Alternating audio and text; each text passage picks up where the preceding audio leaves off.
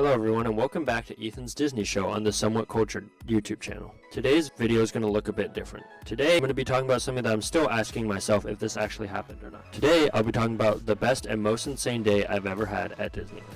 So I have a pass to Disney and so I go all the time. And so I had asked Montana, another friend on the channel that you might have met in another video, if she would like to go to Disney together because we had been wanting to go together for a while. So we decided yes, we will go together.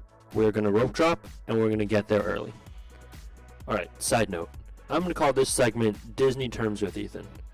But rope drop is a term used by Disney park goers referring to a literal rope that Disney drops when they open the park. So when we say rope drop, it means that you go to Disney before the park opens. They will let you in, but you wait behind a white rope, and as soon as it hits 8 a.m. the cast members drop the rope and you can go explore the park with full freedom. But anyways, Montana and I decided to rope drop, so our day started at 7:15 a.m. We left at 7:15 and we got to the parking lot by 8. We took the tram over to the park hub area and we decided to go into DCA, because if you haven't watched my last video, I spoke about how it was the park's 25th anniversary. Soarin' Over California had just come back, and there was a very special popcorn bucket we had wanted to grab for ourselves and a friend. So we scanned our tickets and we were on our way in. As we walked in, we saw Mickey and Minnie in their new outfits to celebrate the 25th. We passed by them and headed straight to Soarin'.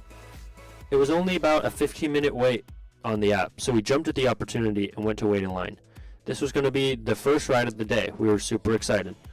We waited in line and got all the way up till the boarding room. The pilot had done his whole safety announcement and we were about to board the ride. But as soon as we were about to get on, a cast member over the PA system announces that everyone have to evacuate the ride row by row due to the ride breaking down. And I'll explain later why I put breaking down in quotations. But anyways, they told all of us to evacuate, but they told us they would give us a complimentary lightning lane due to the inconvenience. Time for another Disney Terms with Ethan. Lightning lane is a pay-to-ride system. Essentially, it's a fast pass system. Back in the day, Disney used to have a free fast pass system that people could use for rides. But in 2021, Disney introduced lightning lanes, a paid skip the line system that people could purchase if they wanted to skip the lines in Disney. So that is what lightning lane is. Back to our regularly scheduled program. So we got our lightning lane and evacuated the ride. It was cool because we got to see some backstage stuff that guests don't usually get to see. But after we left the ride, we ended up standing in line for a popcorn bucket for an hour. Mind you, while we were in line for Soarin', I had a mobile order for the popcorn bucket because it's usually faster that way. What is mobile order? Well, mobile order means that instead of walking up to a cashier for food, you open your Disneyland app to order food on the app and pick it up when the app notifies you that it's ready. But we stood in line for an hour, met some wonderful people, talked to them, and then got the bucket.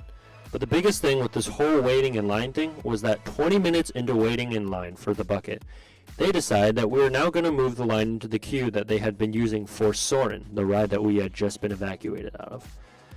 Wow, what a coincidence, right? Right when they shut down the ride, they decided to move the line into the queue for the same ride that just broke down.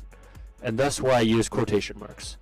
But anyways, Montana and I and the other park guests just found that really interesting, the timing of it all. So we got the bucket, and this bucket is no joke. It's $55, but honestly, it's worth every penny. This bucket spins, lights up, and not only lights up, it interacts with all the different lands, shows, attractions around both parks, Disneyland and DCA.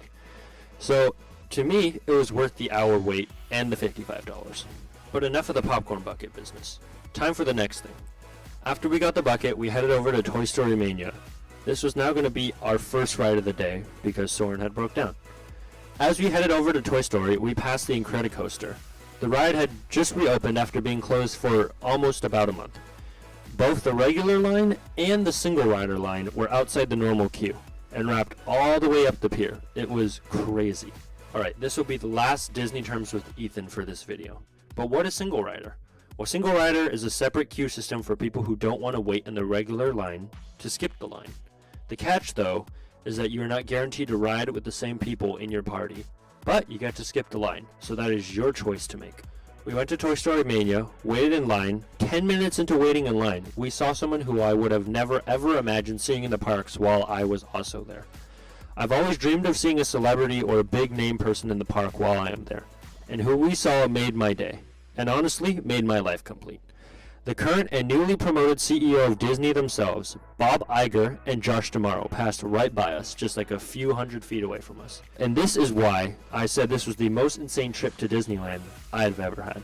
After we went to Toy Story Mania, we split up. Montana used her lightning lane on the Guardians of the Galaxy Mission Breakout Drop Tower, and I decided to single rider Spider-Man Web Slingers. Once I got off, I ran into the Spider-Man stunt show. We have a theater friend who is friends with Spider-Man, and so I got to see our theater friend with Spider-Man, and that was really fun.